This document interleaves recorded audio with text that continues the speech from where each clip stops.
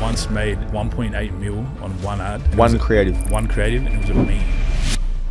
Jamie and I went deep specifically into number one, how to actually hire and recruit amazing quality talent for your company. Two, we went massively deep into the creative strategies that you can use to grow your brand. Tell me about you being a DJ, now being the owner of a media agency. How did that happen? Yeah, it sounds like a massive shift, man, but in reality, there's so much that it crosses over. I had no choice because I was a new DJ coming up. I had to learn how to run that, market myself. We talked about how to actually lift your conversion rate on your product pages and strategies to be able to increase your profit per order. Everything that we do is for performance. What is going to perform? What's going to drive revenue into the business? So we just make the entire creative suite from end to end. We don't want to just be that other fucking agency that burns clients. Our values are, let's fucking win and let's make a lot of fucking money together and let's enjoy the process. At what stage did you go, all right, now I'm going to get CMO? Jamie, welcome. Thank you, mate. Thanks for having me. Thanks for being here. So let's kick this off. Tell me about you being a DJ, now being the owner of a media agency that runs advertising for brands and also content strategists, master in the content space. How did that happen? Yeah, it sounds like a massive shift, man, but in reality, there's so much that it crosses over. Like I was running ads for my DJ career when they first got released on Meta. At the time it was very different, a lot of boosting, a lot of that kind of thing, but I was marketing well before I knew what marketing even was. I had no choice because I was a new DJ coming up. No one was really listening to my stuff. No one was signing my records. It's just the way it is when you're someone new trying to come into the game. So I had to learn how to run ads. I had to learn how to market myself and get my name out there. And sure enough, doing that myself, I gained that little bit of exposure, just enough to start getting my first gigs, and then it kind of just all snowballed from there. But I think the way the transition actually happened was after about 10 years of touring the world, hitting some massive goals, got signed to Afrojack's label, Tiesto, Skrillex, got supported by every name under the sun, played all over the world. It was really good, man. I think towards the end there, though, I started losing my passion for the music game a little bit, and I really started gaining a love for business more. So I started losing my artistry, and I started getting more keen on the business side. And to be honest, I don't know, those two worlds don't really merge well. Like when you start getting too businessy, it goes down a path where it's not meant to go with music, I feel. But anyway. Was there anything that significant that happened that was like, oh, geez, I'm just getting a bit over this?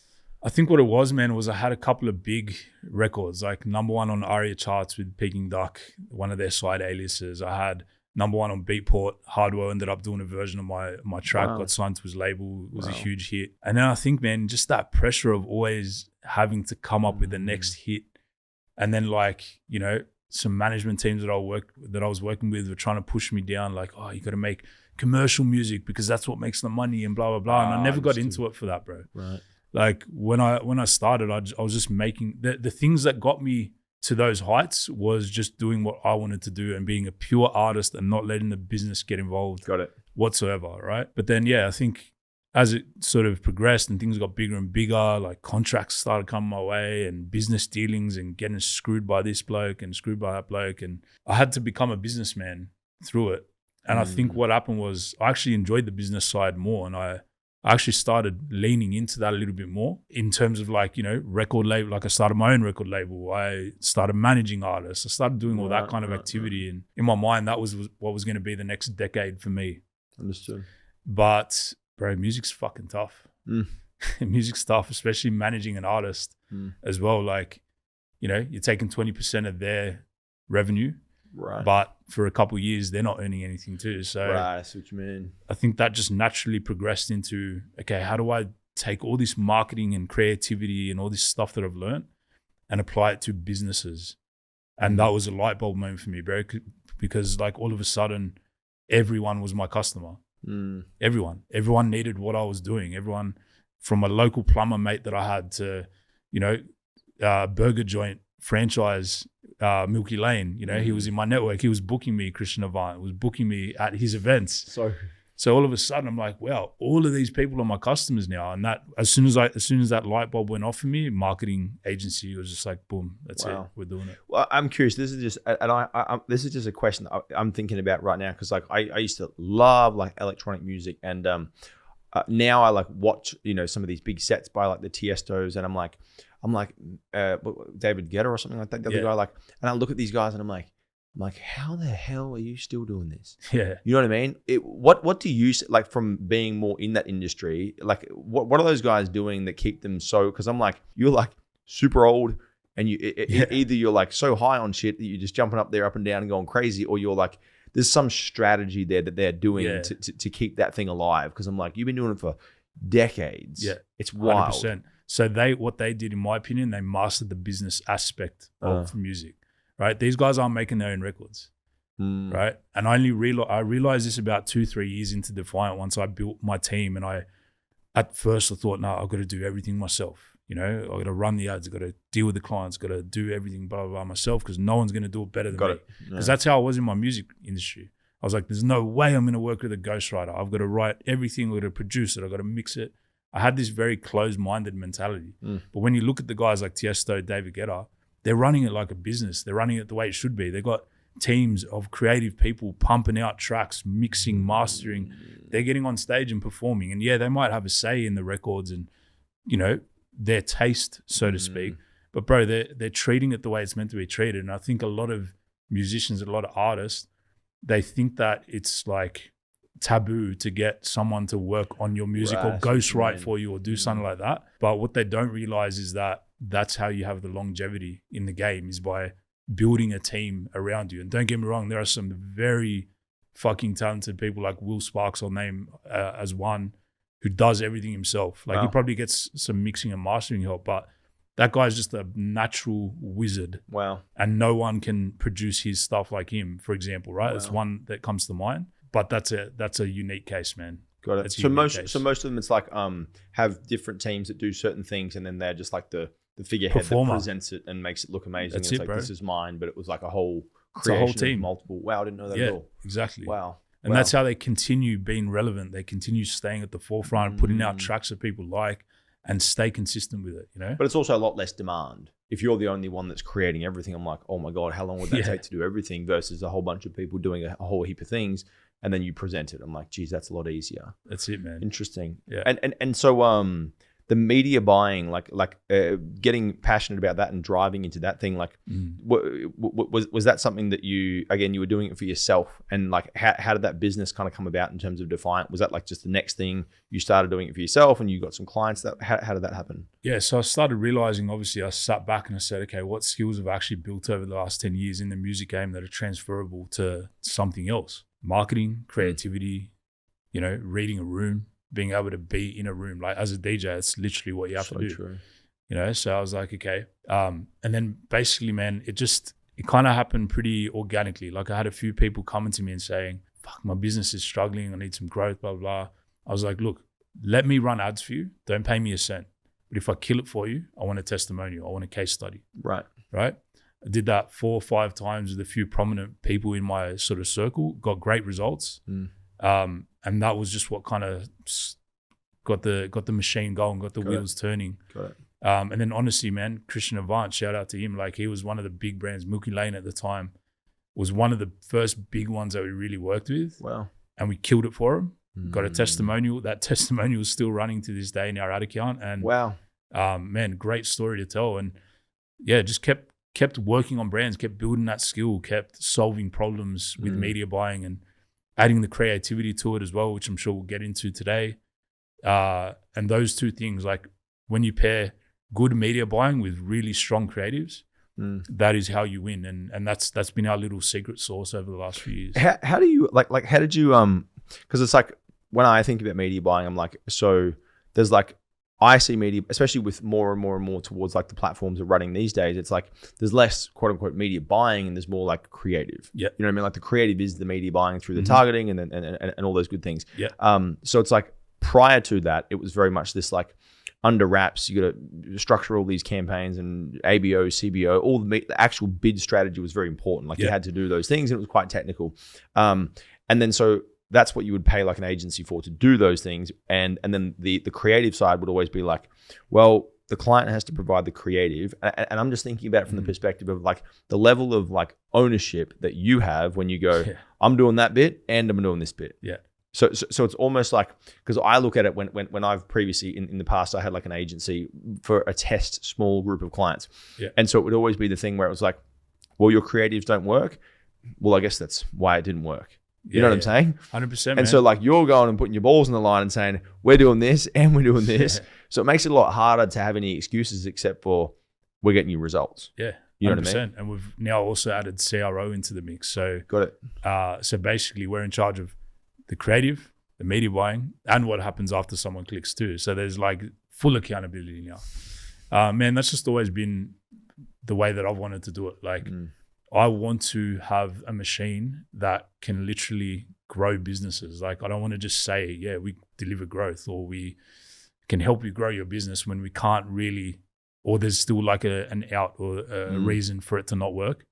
And that's super hard to do. I understand fully why brands are just the creative agency or just the performance agency. The reality is, man, to really get something to work properly though, you need pre-click, post-click, and everything in between working and functioning as one aligned funnel. Yeah. You know, now leaving that in the client's hands, clients are busy.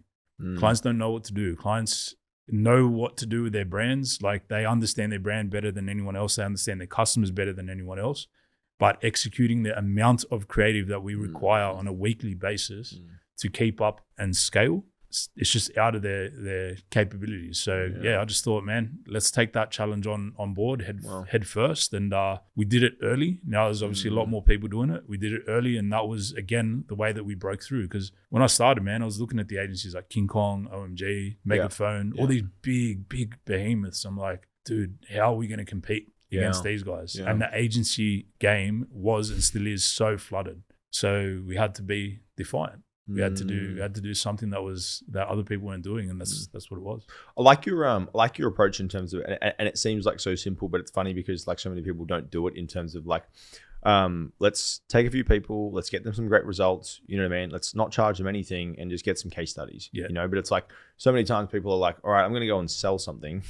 It's really bad. I don't even know if it works, and I'm going to expect people to pay for it. You know? So I think it's really like powerful that you were like, I'm going to go prove that I know what I'm doing. First things first, and then build off the back of that. Yeah. Well, the way I saw it too is like I could read about media buying for months, for years, but the only way I'm actually going to learn is if I'm spending real money and there's something on the line. Like, you know, that's the only way I'm actually going to fully learn. And it was the absolute best thing in the world, man. And I made it work for every single person that gave me money, because these are my friends, you know, these are my people that are friends and family that are giving me their money. So like there was even more at stake for me, you know, and I think that just killed any kind of like, what's the word? Complacency or hesitation or whatever. It just got me off my ass quick, and just gave me that fuel to just make it happen. And yeah, man, sure enough, like that's been the blueprint. Work with a brand, kill it, get great results, talk about it. Pretty straightforward, man. What were some of the challenges that you had in terms of like putting these things together? Because I'm like, I know the challenges even just from like a media buying perspective in terms of like managing media spend and doing it for people, and then the expectations obviously that clients have on that. Then you add like the creative element to it, the expectations of that. So what have been some of the things that you've had to kind of like navigate as part of that, you know, building the company and also working with clients as you've scaled up? Yeah, so obviously finding the right people is a huge thing. You know, in this game, people are our product. Our people are our product. So true. So finding the right people has been challenging, but also like when you find the right people, that's, man, unbelievable. Like I think, one big tweak that we did probably about 2 years in was we just decided we're only hiring senior people. So there's no training programs at Defiant. Like you come to Defiant, you don't get trained on anything. Interesting. You get trained on how we do things, but you don't get trained on how to make an ad or how to run an ad. Interesting. These are all people that have been doing this for 10 years. I bring on people who are going to raise our average IQ in the agency.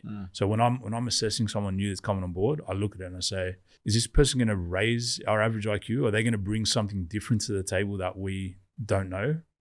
If the answer is yes, we bring them on board. And I think that's been a way to combat that. Like as you grow, don't just grow your number of heads, but grow your skill, grow your like average capabilities in your team. That's how I've been able to keep up with it.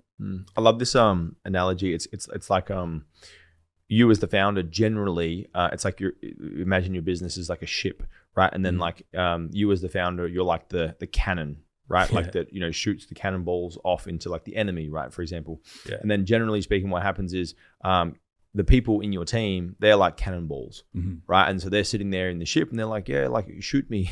You know what I mean? Like let's go and do something. Let's go and like deploy and let's go and build a product. Let's go and like market our product. But they don't have the skill set, the capabilities or the resources to do those things. Yeah. And so it's like, you're the fire starter that's like, all right, here's how our go-to-market. Here's how we're going to run our strategy. And so it's like you become the only cannon that actually shoots. And then people go, well, I want to increase the size of my team. Well, let's add a whole bunch more cannonballs, but there's only one fucking cannon. Yeah. That's and so you've got like 40 people that are loading up your boat and just sinking the ship. And you're sitting there trying to like shoot all the cannons, all the balls. And it's like, you bottleneck. Well, that was the next kind of major milestone for us, was bringing in what we call our ELT, so executive leadership team. Yep. Right.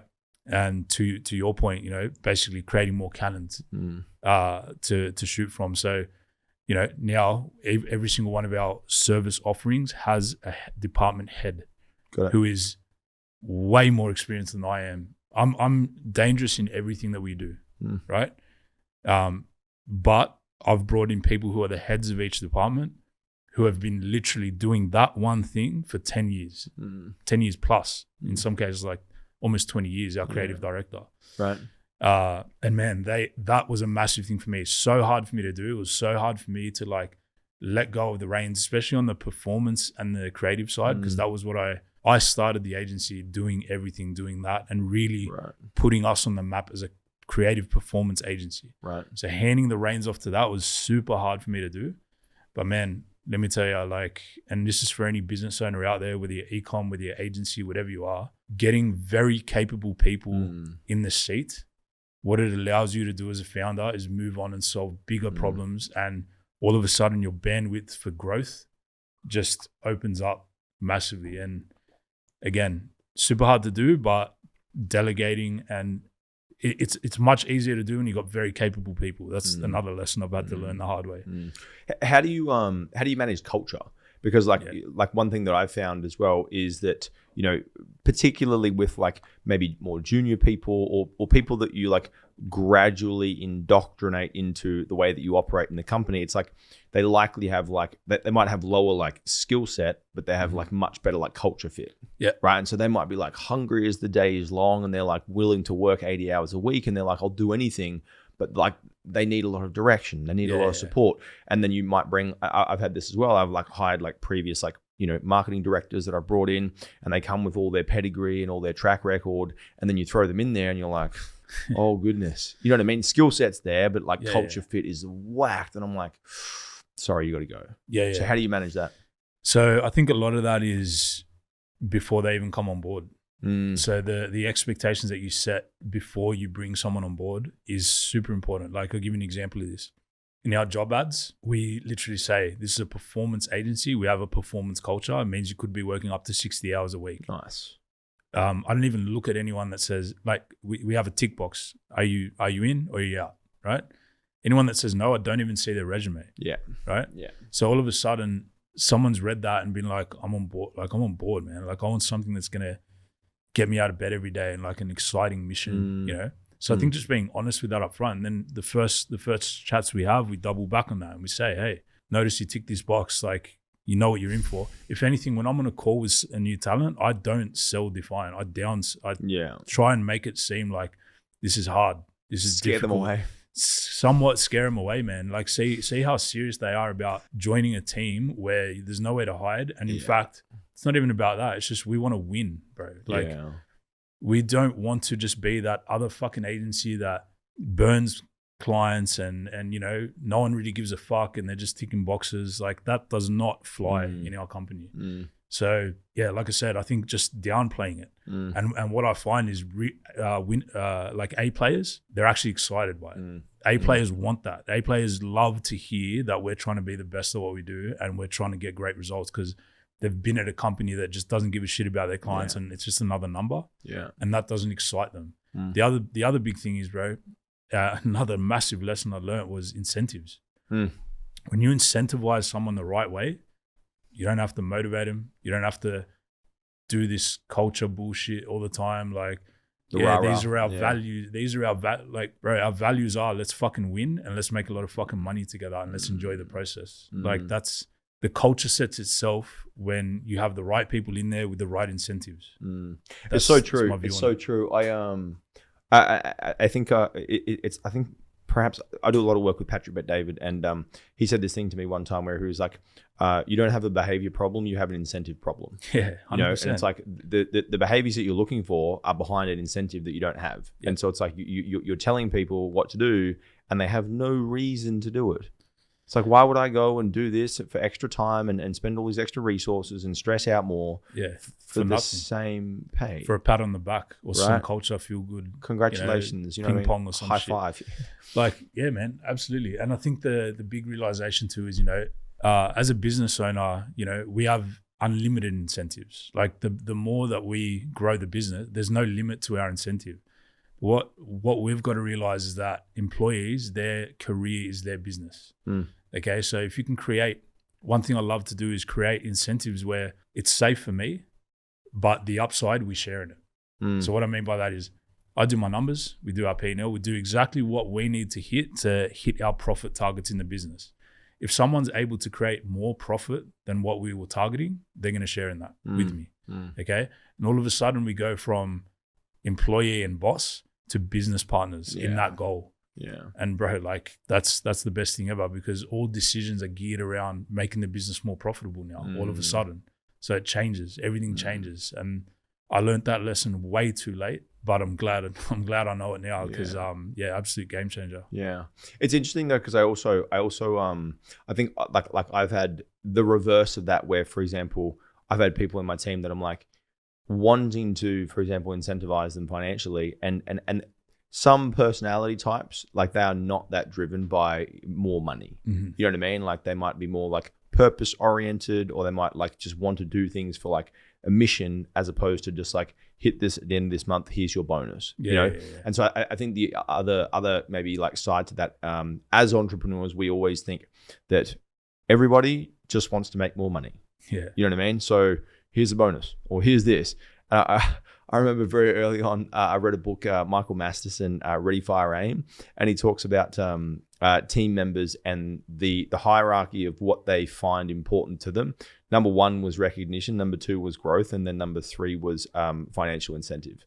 And it's interesting because I feel like the right type of people definitely are willing to, bet it on the line for their incentive and be like, all right, I'm going to rally this next quarter and I'm going to hit this target. But then you've also got those people that I've found, especially in some of my teams, that I'm like, Jesus, like you'll do all of that for like, in the high five chat, your name recognition. You know what I mean? It's interesting. Like different people respond differently to different things. It's fascinating. It's true. Yeah, definitely. Not every single one of our team members is geared like that. Yeah. But definitely the ELT. So my leadership team and the key players that are leading the teams below them.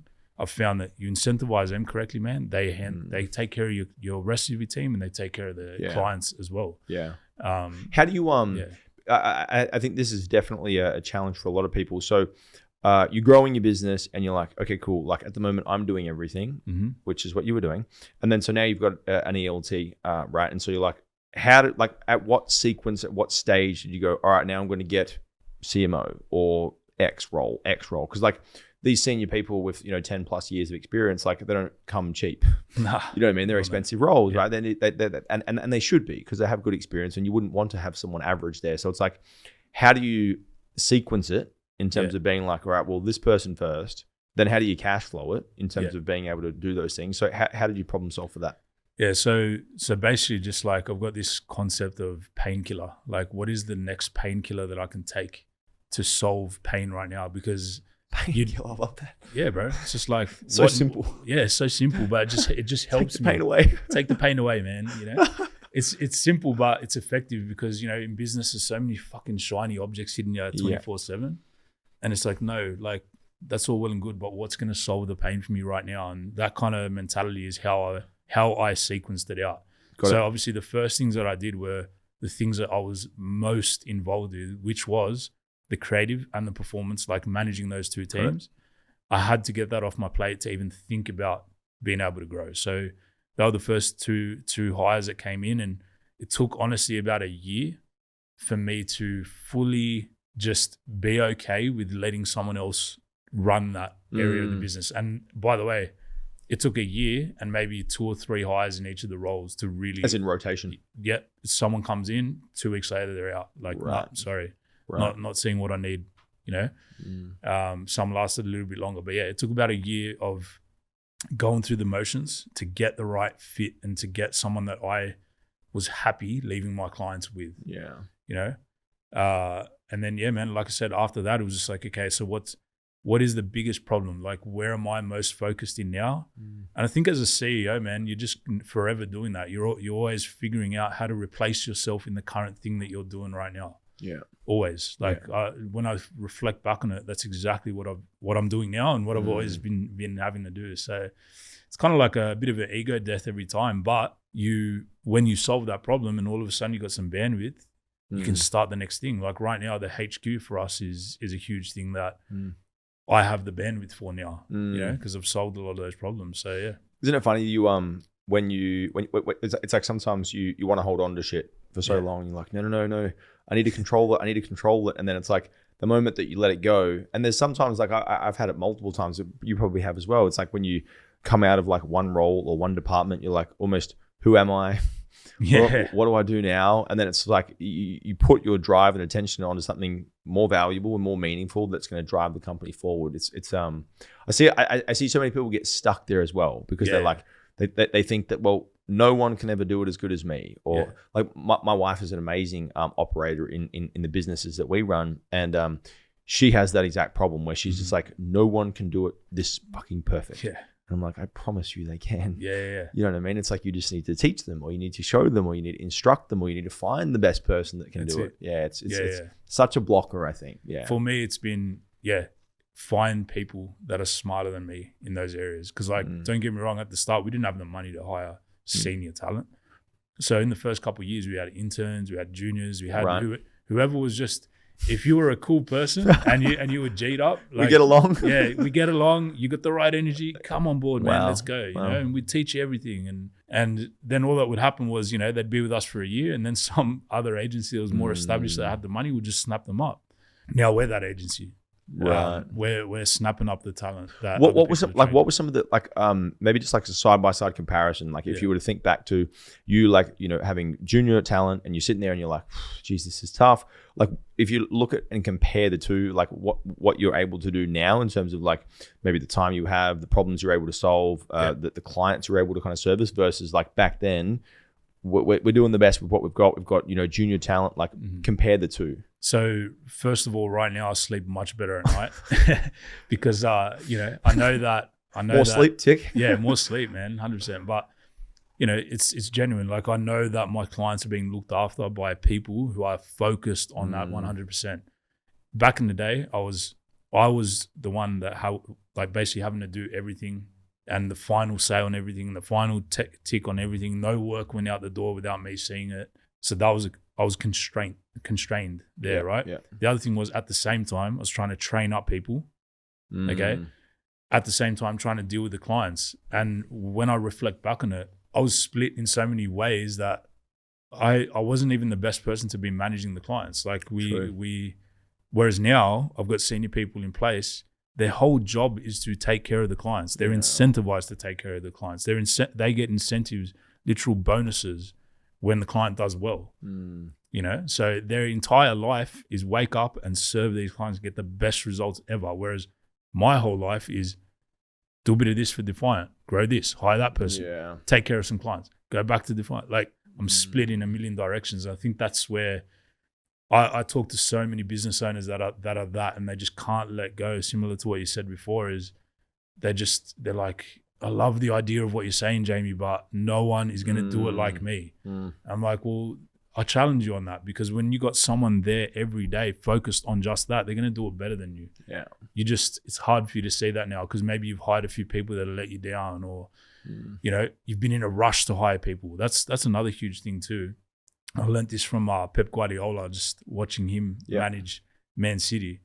Like, he always has a bench. So he's got the best players in the world playing every single day, like on the pitch, playing every week. Yeah. But his bench is also A players. So the people who are playing there know, if I'm not in form, he's just going to sub the next guy in. You know, and that's the kind of mentality that I've had. Like, all my team know that we have evergreen ads running for all the most key positions in the agency. Wow. They know it. We're open about it. We say it. We just say, guys, first of all, we're growing. So we're always going to need new people. Second of all, people come and go. Let's be real. That's crazy. So you have ads running for all the key roles? 24/7, bro. And I'm meeting, me personally, this is one thing I haven't let go of just yet, is our talent selection. I'm meeting with all the people. I'm constantly having meetings all week.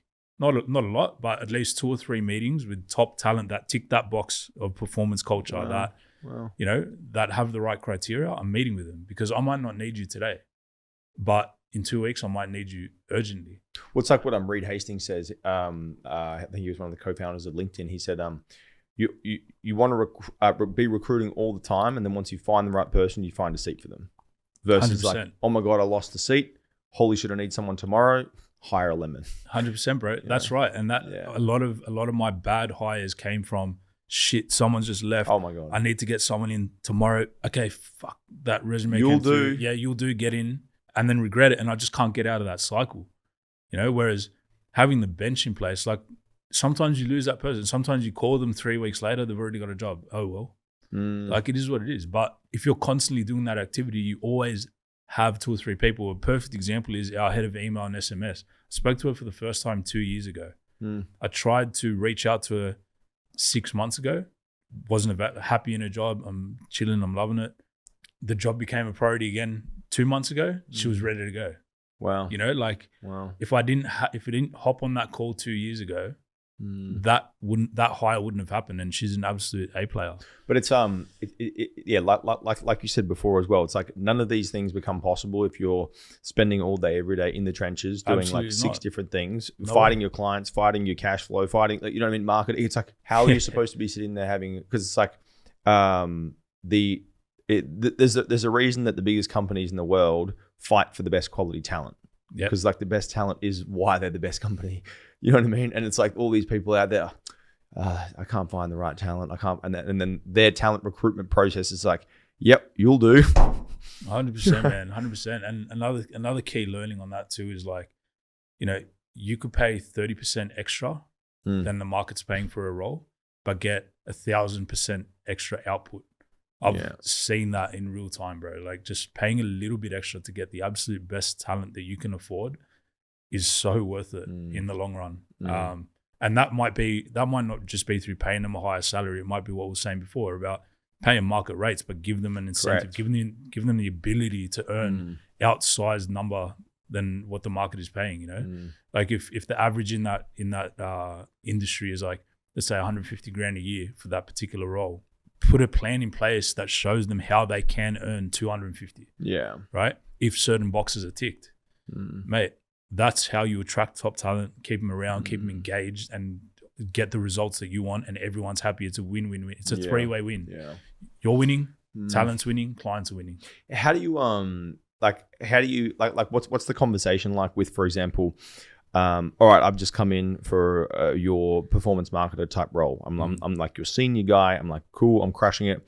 And I'm like, okay, you're still running ads for that role. You know what I mean? Like, how's that conversation? What's the initial conditions that get set so people are like, they know and they're okay with it? I'm just honest with it, man. I'm just saying, like, hey guys, we're growing. So just so you understand, we always have these ads on. It doesn't mean we're looking to replace you. It doesn't mean that. It means that we're actively recruiting. Just like we treat our sales pipeline. We've always got sales in the pipeline. We always have talent in the pipeline, right? Because what's the point of having all these sales if we don't have the talent? And the other thing is, let's be real. People come and go. Everyone here is going to have their last day at Defiant one day, right? When that happens, I need to feed the rest of you. I need to make sure the wheels keep moving. Like pretty much in that language is how we explain it, and it's very regular. You know, like when a sort of group of new people come in, we're always mentioning, hey, we're recruiting for this role at the moment. Like it's always a topic in our general company, like all hands meeting. Right, you know? Right. And funnily enough, man, this is the best thing ever, is that A players know A players, and A players bring A players. They want to work alongside great people, not people who drag them down. So just this morning, literally, we're not hiring for any designer roles. One of my designers said, hey, we need to bring this person on board. I don't know where they're going to fit, but we need them on board. Right. So again, I'm going to find a seat for them because they're a great talent. We need to have them on board. Wow. Yeah. This is, I feel like conversations like this are more of what people need to hear. You know what I mean? Because it's just like the performance marketing stuff and all the tactics and the whiz bang and the do this ad strategy. I'm like, that kind of gets you a little spurt until you make more money, and then you have more problems to deal with because you have more money, and then you're like, how the fuck do I solve this problem? And then you're the only person solving the problems, and then your business gets constrained and you need to slow down cash flow because you can't solve all your problems. Yeah, you know? That's right. Yeah, that's right, man. Wow. No, these are big levers. You know, you get even an e-commerce brand, I would still argue that people are their product in a sense. Like, because, you know, you got the person developing the products, you got the person who's doing all the marketing, whether that be an agency or in-house or however you plan to do it. But all of these people are the thing that is driving you forward every single day. Exactly. So getting people right, man, is just the biggest unlock. And again, it's one that people learn too late. I think most people I've spoken to have either not even learnt this yet or have learnt it too late, like I did. But man, when the light bulb switches and when you start to see the results of it, there's just no slowing down. Like I remember in some really hard phases, we had to make some big decisions in the agency at one point, and our culture completely shifted. We lost half of our people overnight. Wow. Whether that be through me letting some go or other people just being like, I don't want to borrow this where you guys are taking this. This is not for me. What happened with that situation? Yeah. So what it was, man, was I had a business partner that I ended up buying out of Defiant, and you know, we'd grown the business really, really significantly in a very short amount of time, and we were sort of on top of the world at that point. But I wasn't content with that. I had a bigger vision. I wanted growth. I wanted to hustle harder. I didn't want to slow down. You know, like I was getting married. I knew that kids were on the way, all that kind of stuff, and I was thinking about my family's future, not thinking about chilling out and taking a backseat. Basically, when that all sort of went down, sort of in the days after, I sat the team down. I said, hey, this is what we are from now on. All this kind of like chilling and all this non-productive type of stuff that we're doing, just culture, vibes, culture, all this kind of stuff, man. It's gotten us to this point. It's been fun, but that is not where we're heading. Like, we are putting pedal to the metal, and I understand a lot of people here, it's not going to be for you. That's fine. Talk to me and we'll figure out your way out. And unfortunately, there's going to be some people that we actually just have to let go because you don't fit the culture anymore. You don't fit the vision. I was blunt as fuck, man. Wow. And I probably was maybe too blunt because it was a very sort of instant reaction. Right. It was like rip the Band-Aid off overnight in the space of 2-3 weeks, like multiple people out the door type of situation. Wow. And I think throughout the process, I probably burnt a few bridges, unfortunately. But you know what? Sometimes you need to. I think, like, people say you should never burn bridges. I agree to a certain extent, but sometimes it's the only way is to just rip the Band-Aid off and move on. You know, otherwise you let things linger too long. I think the people they suffer a lot more from the opposite. I'll kind of have a conversation. Just let it go. Yeah. Right? We'll see how it goes. And then it goes on and on and on. You lose more money, you get more impatient, then you start to doubt yourself because you didn't have the conversation. And you're just like, look, I had sort of my back up against the wall, man, and I knew that if this thing is going to succeed, it has to be this way. And there's no time to waste. Like, this has to be done now. So yeah, it was a painful time, man. And at that point, like, I remember thinking to myself so many times, like, oh, fuck, growing a big agency. I don't really want a big agency. Like, I'll just keep it. Bargain with myself. Yeah, I was like, oh, I'll just keep it small, man. I'll just continue handling everything. I don't want to work with people. I don't want to hire people. People are a pain in the ass. You know, it was like such an annoyance at the time until from that moment is when we said, okay, senior people only. We're not training no one. You know, you come in and you teach us shit. Yeah, I love that. You come in with your experience and all these big brands that you've worked on, and apply that to our clients. And again, bandwidth wise, all of a sudden we didn't have to train anyone. Bandwidth to improve the service, bandwidth to do so many other things. But yeah, getting the right people on board changed that whole thing for me. And now it's like people are everything to me. Such an interesting concept, like that idea of like, we don't train you. We don't. You know what I mean? It's like, whoa, like that. It almost sounds wrong. You know what I mean? Like you say that and you're like, oh shit. But it's like the reverse of that is like them coming in and them schooling you on finance or marketing or creative, and you're like, okay, I see why I hired you now. I take a lot of my inspiration from football. From, you know, in particular, Pep Guardiola to me is like the god. Like, he's like a goat, bro. Like he's. You know, and when I'm going through business, I think about football managers. I think about how they manage teams and how they get performance out of teams. And think about it, bro. Do you think Pep Guardiola's sitting there teaching the striker how to kick a ball? No. The striker's been kicking that ball for 15 years since he was a kid, knows how to exactly position his foot to fucking kick the ball. Pep Guardiola's not sitting there teaching Erling Haaland how to kick and strike and score a goal. Pep Guardiola is teaching Erling Haaland and the rest of the team how he wants to play the game. Organize a strategy. Right? Again, just thinking through it like that brings me a lot of peace of mind that it's the same thing in all different areas, and just taking that mentality and bringing the best people onto the field every single day that we go to play. Man, that's what the biggest guys out there are doing. So, you know, it's a very different way to look at it. You know what I mean? Having that concept. I sometimes liken it to similar like sports teams, Formula One drivers. Yeah. You know what I mean? And then like they start underperforming for like a few races, and the manager, the principal's like, you're out, you're done. And it's like that quick. You know what I mean? They're so cutthroat. But again, I guess the other side to that, which I'm curious how you manage, is like, which I guess you've talked to in terms of the recruitment cycle, is like Manchester United, Pep Guardiola, or City. Man City, sorry. It's a big error, bro. I'm sorry. It's a big error. Clearly you don't follow. Nah, you're good. You're all good. I'll talk to you outside.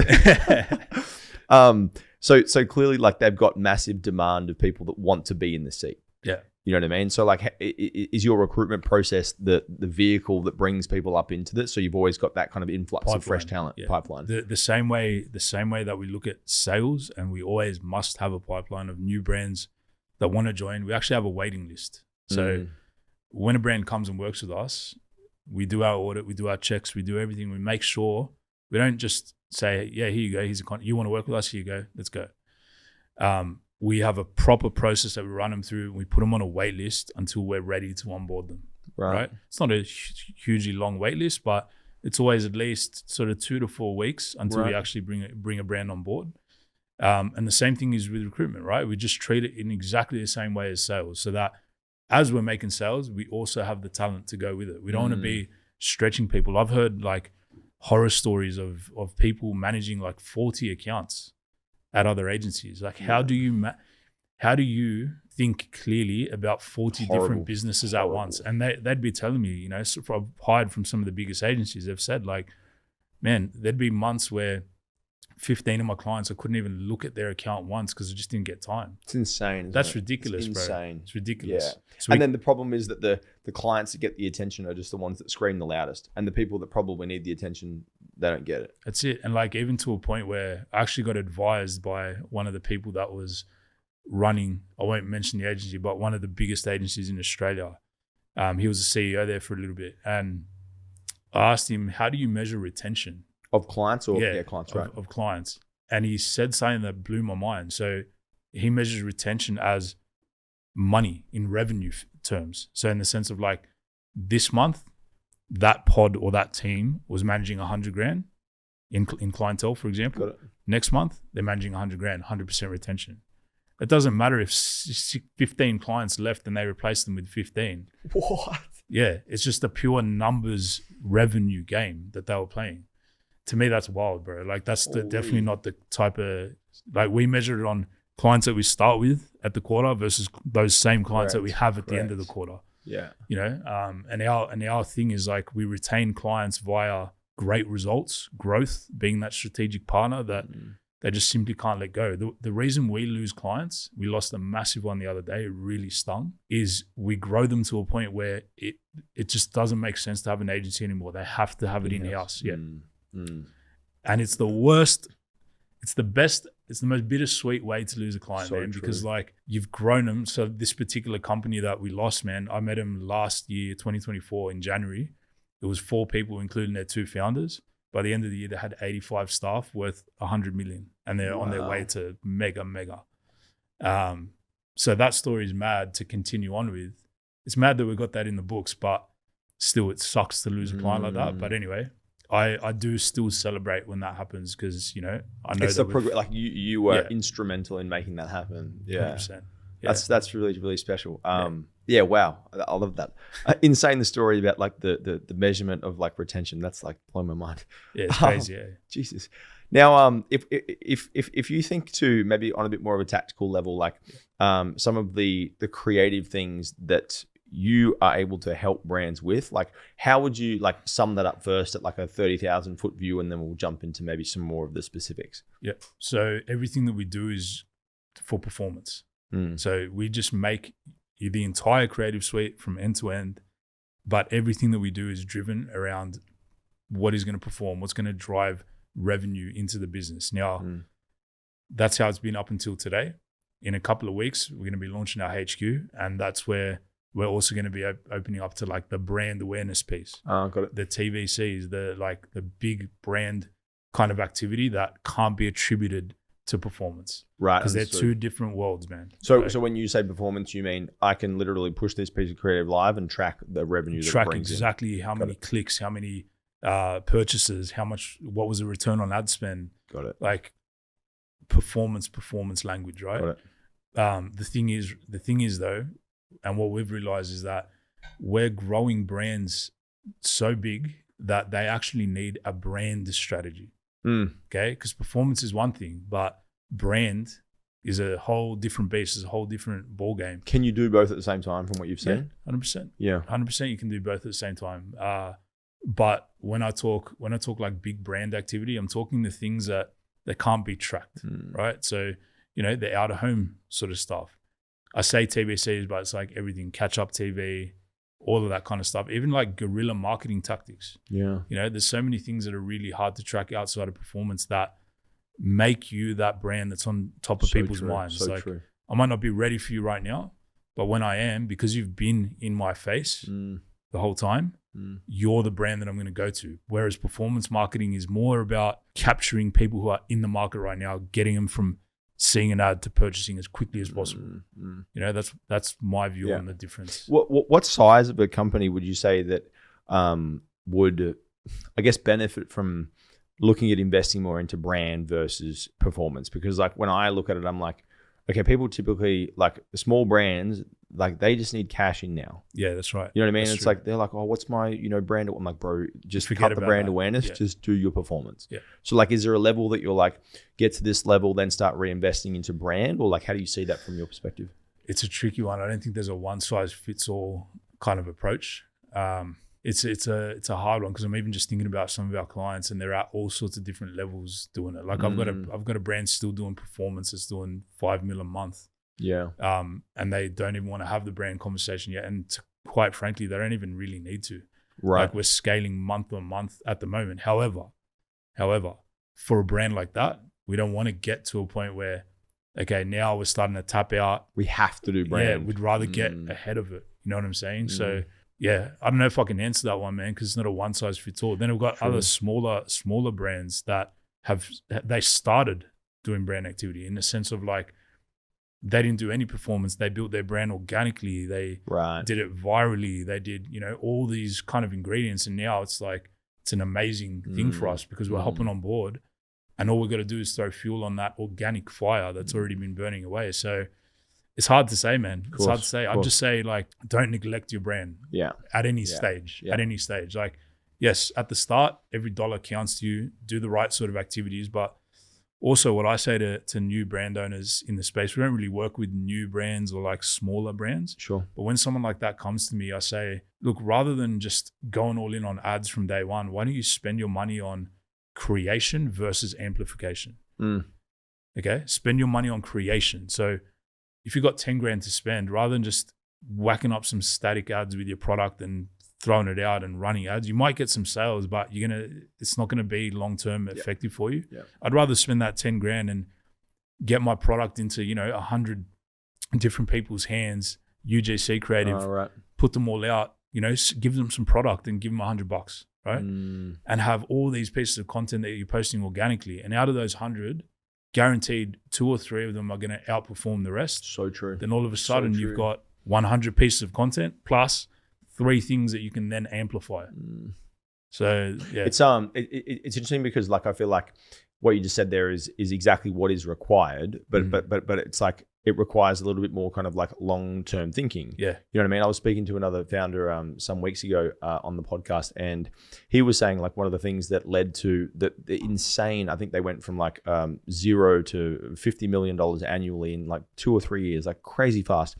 And so he said a very similar thing where he was like, one of the biggest ingredients that led to that was like in the first 12 months, they sent out hundreds and hundreds and hundreds of their products. Yeah. Just on constant, like they would be sending 50 a month out. Yeah.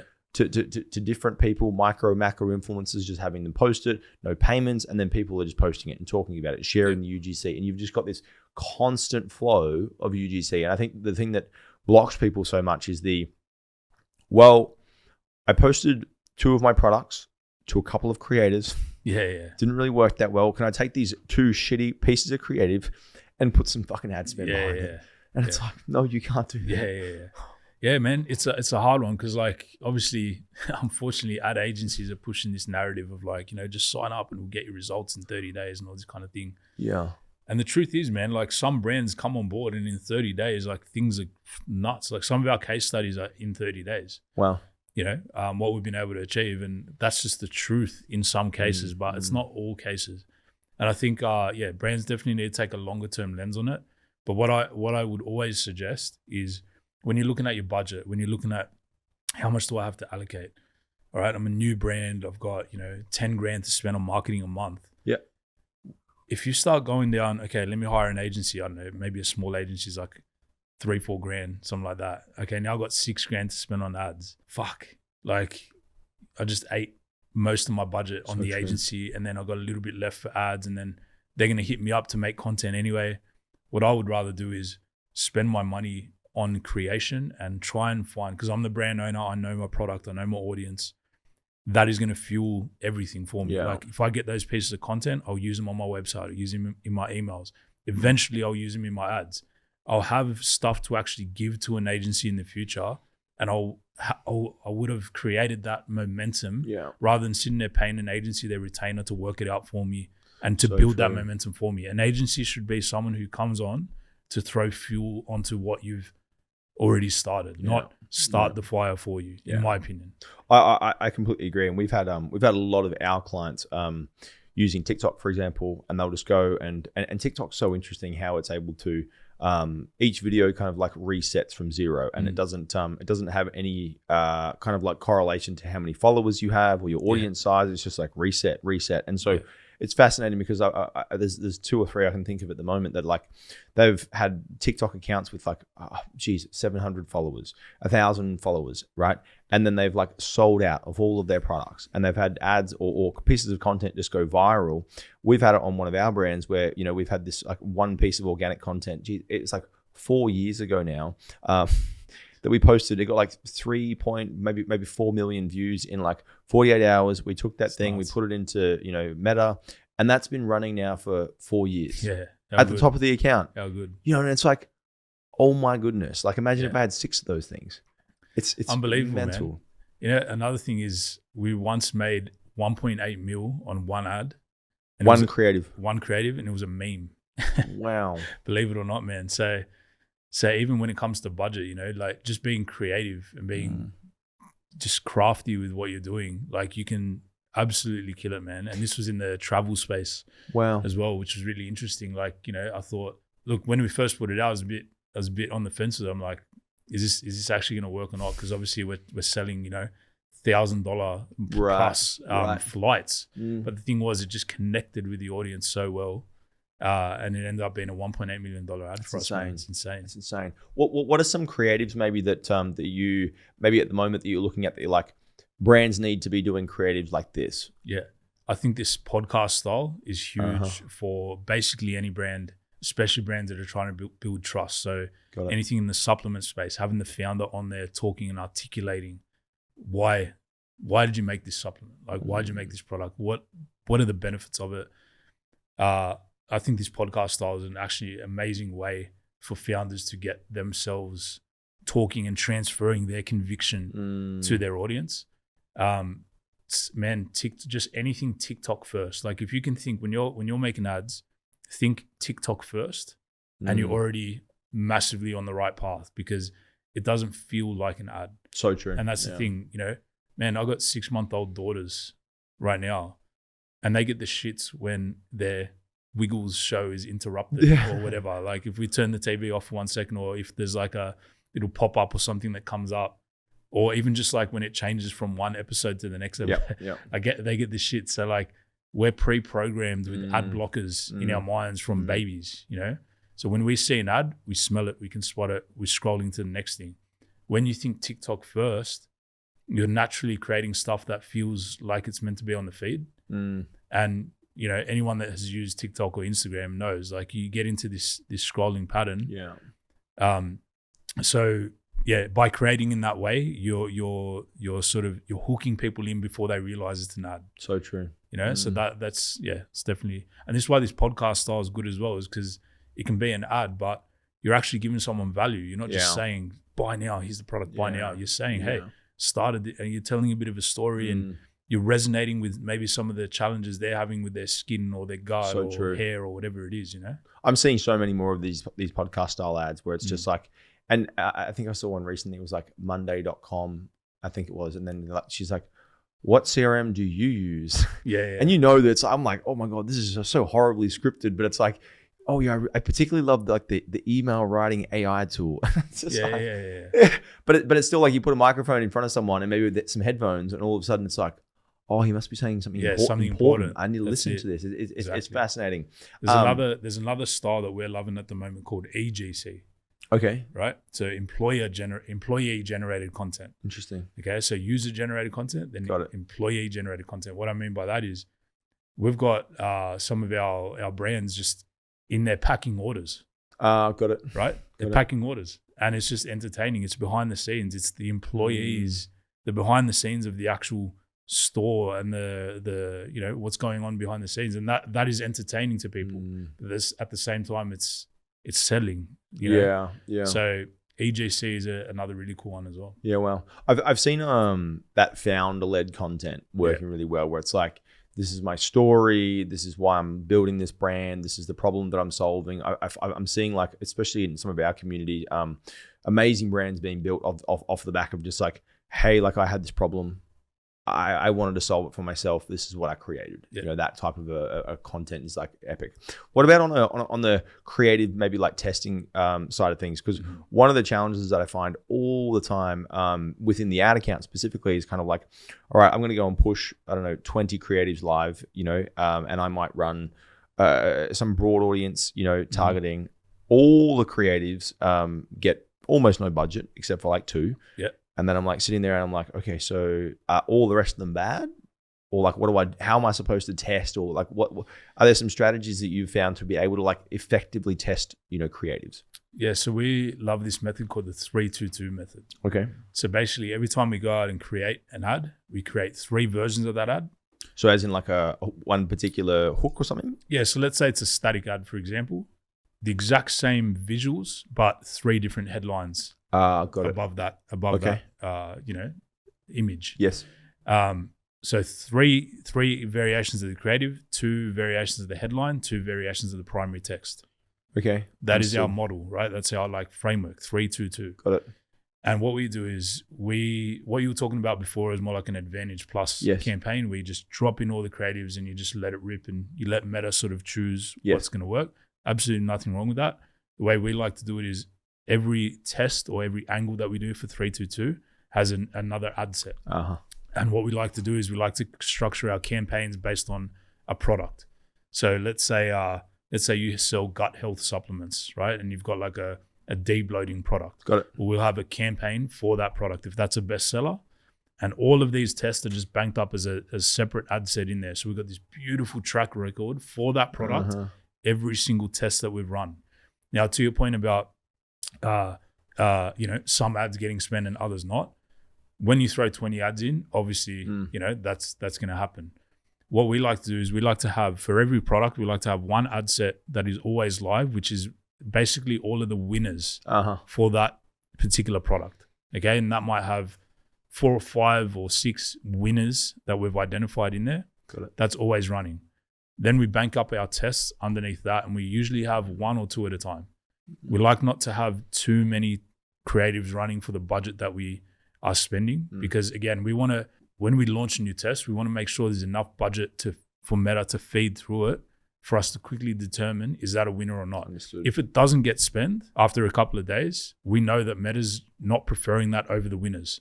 So we turn it off and we go back to the drawing board. Got it. We don't sit there waiting for it or trying to force spend into it or anything like that, because Meta knows more than you do about your customers. Meta can see exactly what we're searching, what we're stopping on in the scroll, what we're sending to our friends, what we're talking about on WhatsApp, what we're searching on Google. It sees everything. Yeah. So basically you work with the algorithm, and when the algorithm's not spending on an ad, it's saying to you, this isn't going to work better than the stuff that it is spending on. So in actual fact, like, thank Meta, because it's not wasting your money. And we've tested this.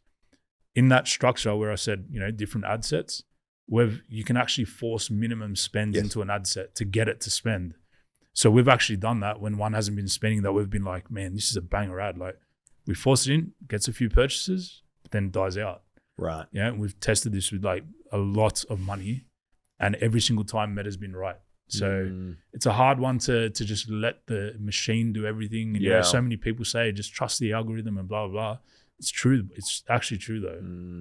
It's interesting because like it's exactly like what you said. Like, and there's been so many times across so many different like accounts that I've looked at, or our personal brands or clients' brands, where it's like, this is an epic ad. Oh my goodness, this is gonna. And then you launch it and it just tanks. And you're like, wait, what? And then the meme that you throw out does 1.8 million. The ugliest thing. Yeah, it was so funny with my wife's brand.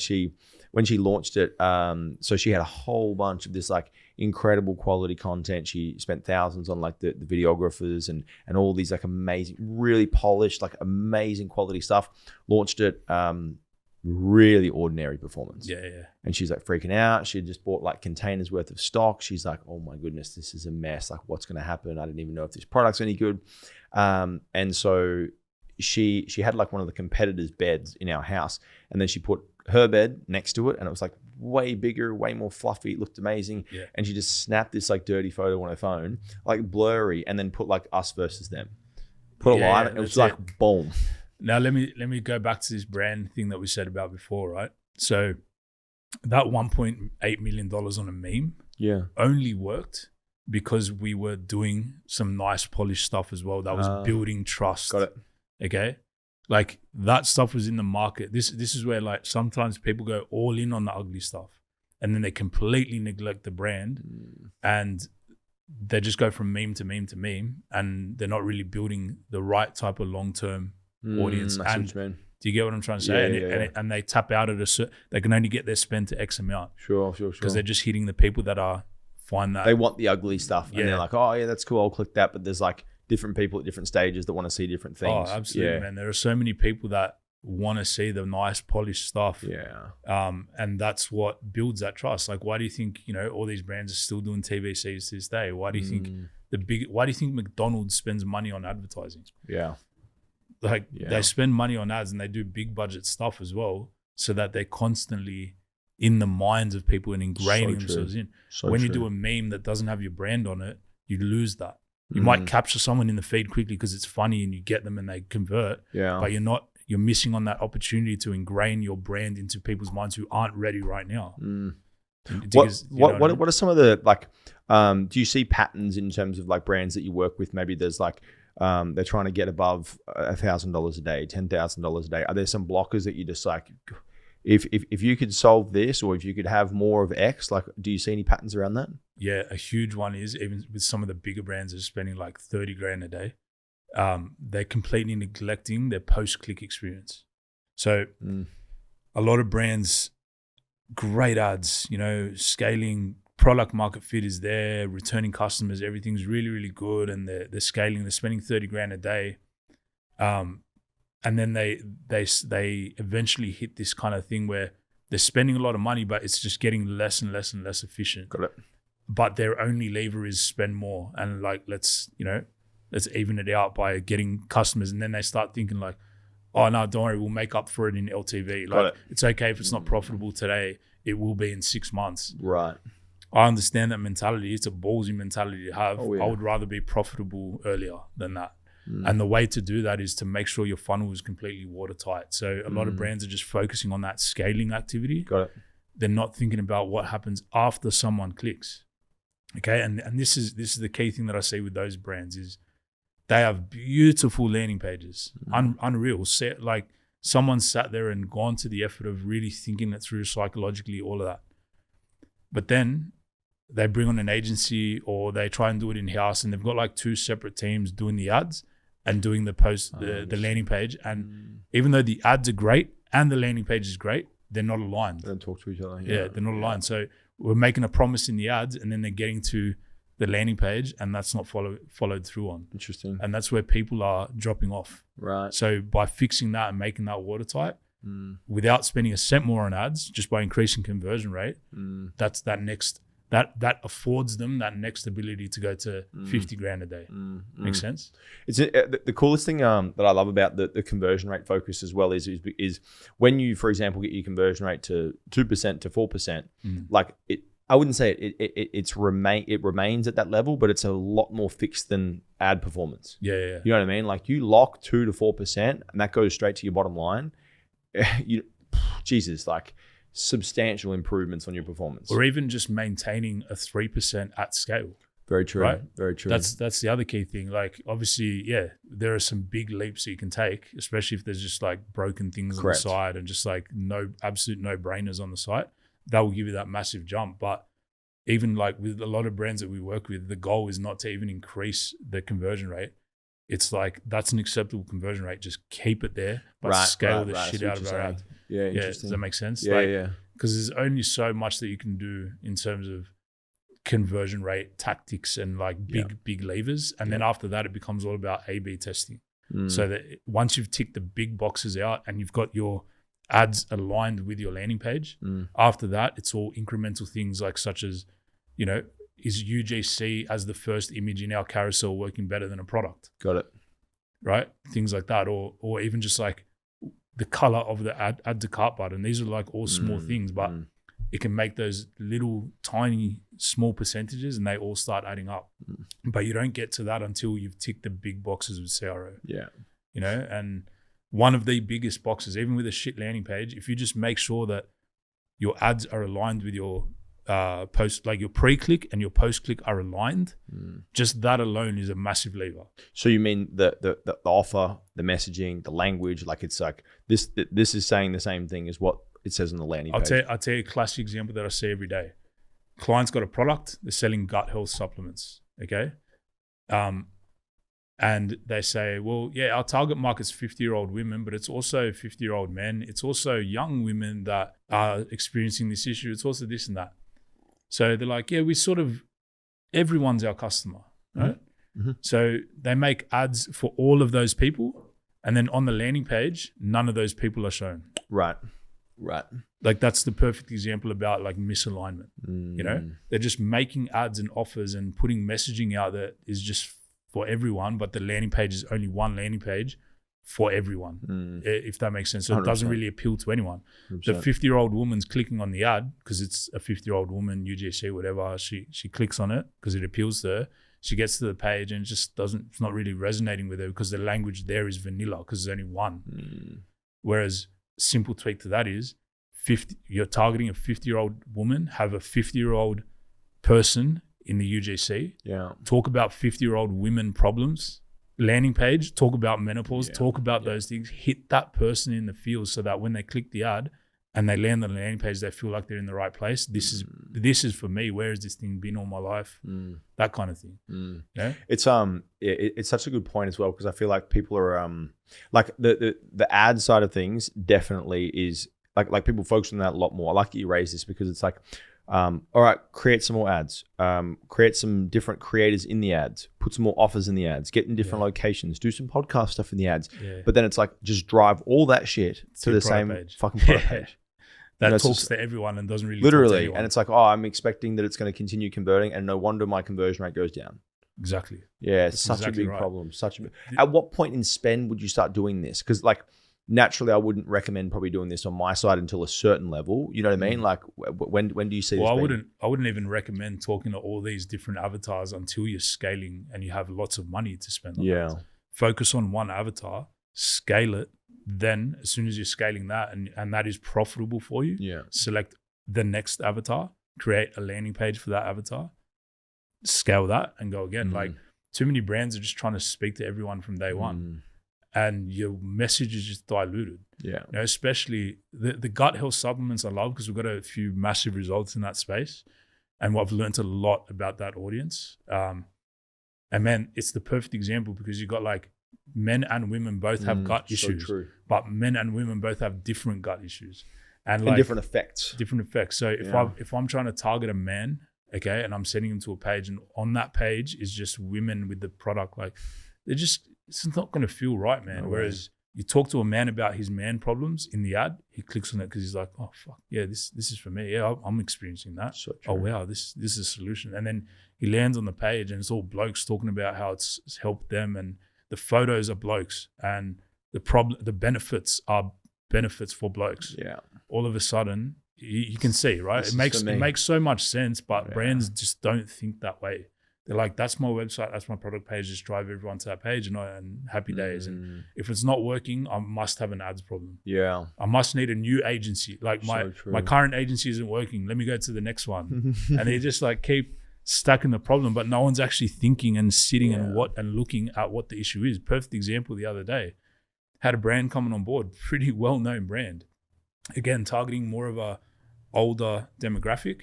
The first thing I looked at was what they were running in their ads. They got a 21-year-old TikToking type of girl talking about skin issues and how this product helps with her skin issues. I'm like, mate, this girl is 21. She doesn't have skin issues, and you're trying to talk to an older audience. Like, just complete like disconnect. Hey, But they in their mind, it was like, oh yeah, we need a TikTok creator. We need someone who knows TikTok to make ads for us. So they were thinking in that way, but they weren't thinking about the experience. They weren't putting their end user first. They were putting their product first. Like, this is our product. Let's get someone really creative and young to make some stuff for us. Surely that's going to work. Yeah. But it's interesting because like a lot of the time, these things that like you observe, for example, it's like the founder can't always see this shit. No. Because they're so like, you can't see the label from inside the bottle. You know what I mean? So you're in there and you're in the trenches and you're just like battling it out and you make these little patches to your business. You're like, ads patch, you know what I mean? Funnel patch. And you do these little installations of certain things, but you don't actually step back and look at the system you're creating. And then you're like, it's fucking Frankenstein, bro. The thing's got to be ripped down and redone. You know, so it's like, I think that's probably one of the biggest benefits that like a company like yours would be able to provide to people, because it's like, you see so many accounts, you see so many problems, and you're like, okay, yes, I know you're unique. I understand, but let's have a look at this. It's really, really beneficial. Yeah. The biggest thing as well, man, is like a lot of people start with their product and then they go back from there. So they say, this is my product. Okay, this is what my product does. This is the offer for my product. Whereas what we like to do is start from the customer first and work backwards. So what I mean by that is look at their customers. What are they saying on, like, if I've got a product that is on Amazon or even just like if I'm working on a brand that has heaps of reviews, I'll go in and I'll look at everything that their customers are saying in their language. I'll chuck it into ChatGPT. I'll say, critically analyze this. Tell me, what are their pains? What are their desires? What are they, who are they aspiring to be? Like, give me all that shit about their customers. You can do that in like 2 seconds now on ChatGPT. Wow. Right? And I get this beautiful thing with everything that their customers are saying, the exact language they're using. So many times, like FODMAPs, and I had no idea what the fuck that was. Like, that's a massive thing. That's a massive thing that people with gut health issues are facing. Like, again, I wouldn't have used that word if I was just a marketer, like trying to make some ads for this gut health product. So, start with the customer first. What are they saying? What are their desires? What are their pain points? If I can understand that, then I can craft killer ad copy, killer emails, a great offer, something that addresses all their pain points, reverses all the risk, and makes it feel like a no-brainer. If I start from my product and everything that my product does, and it's got this this ingredient in it, and it's got herbal, and it's 100% natural, and all this kind of stuff, that's all well and good. But I'm not saying anything that's triggering any emotion or any pain or solving any problem for this person. I'm just talking about my product and how good it is. So that's it. That is a good mentality shift for brands to have. As a founder, it is so hard sometimes to do that because you're so zeroed in on your product and how good it is and the quality and the ingredients. Like I've sat there in the lab, like perfecting this thing, It's like no one gives a fuck. Yeah, no one cares. But no, it's interesting, man. It's a hard transformation for people to make to actually think like that, because it's like you think about your product, and you think about your product, you obsess about your product, and you go to sell your product, and you like forget about the product. You know what I mean? Like, exactly. Wait, what? Yeah. I spent all this time building the thing. Yeah. What would you say would be like 3 core things that people could focus on if you were to take maybe some of what we've just talked about here and simplify it down into maybe 3 steps or 3 like core messages? Just like fix this, focus on this, get that sorted. Like what would be the main pivotal drivers of growth, particularly in the e-commerce kind of space? Yeah. So first thing, before you make any ad, before you write any piece of copy, do that process. Like go through, review mine. It's called. So if you're like a newer brand that doesn't have heaps of reviews of your own, go onto Amazon. And go find a product that has been like a bestseller with thousands of reviews that's similar in your space, right? And review mine them, because they're still customers. They're customers that you might want to have. Yeah. So that's a good way of doing it if you don't have thousands of reviews. But yeah, basically, first things first is understand your customer end to end, because once you know that, your ads are going to get better, emails, landing pages, all of that's going to get better. Number 2 is start to think critically about what you're creating before you think about amplification.